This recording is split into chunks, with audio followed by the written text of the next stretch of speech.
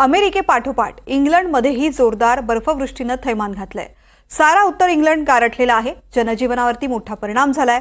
रस्ते वाहतुकीसह रेल्वे आणि विमान सेवाही विस्कळीत झाली आहे। शाळा कॉलेज बंद आहेत, तर नागरिकांनी घराबाहेर न पडण्याचं आवाहन करण्यात आलंय।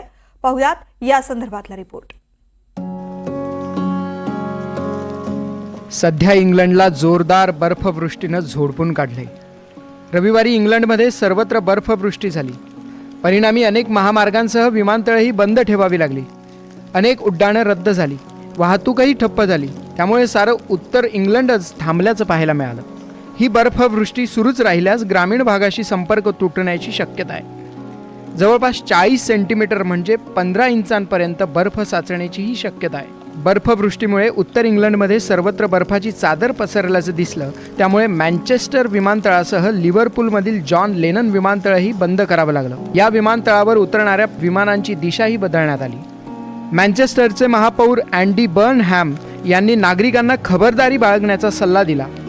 तसंच गरज असेल तरच घराबाहेर पडण्याचाही त्यांनी सल्ला दिला।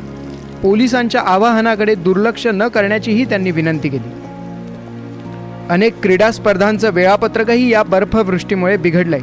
अनेक स्पर्धा पुढे ढकलण्यात आल्यात। आता पुढील स्थिती पाहूनच या स्पर्धा खेळवल्या जाणार आहेत। तर रस्ते वाहतुकीवरही मोठा परिणाम झाल्याचं पाहायला मिळालं।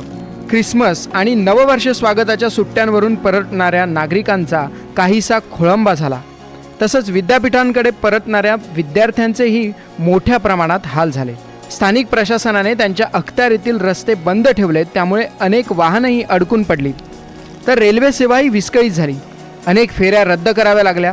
नॅशनल रेल्वेनं याबाबतच्या सूचना जारी करून लोकांना सतर्क करण्याचा प्रयत्न केला। रविवारी उत्तर इंग्लंड आणि दक्षिण स्कॉटलंडमध्ये बर्फवृष्टीचा इशारा देण्यात आला होता। ब्रिटनच्या हवामान विभागानं सतर्कतेचा इशारा जारी केला, तर दक्षिण इंग्लंडमधील टॉ आणि एव्हॉन नद्यांना पूर येऊ शकतो असा अंदाजही वर्तवण्यात आला। एकीकडे अमेरिकेत पोलार वोर्टेक्समुळे हिमवादळ आलंय, तर इंग्लंडलाही हिमवर्षावानं झोडपून काढलंय। Bureau report, NDTV Marathi.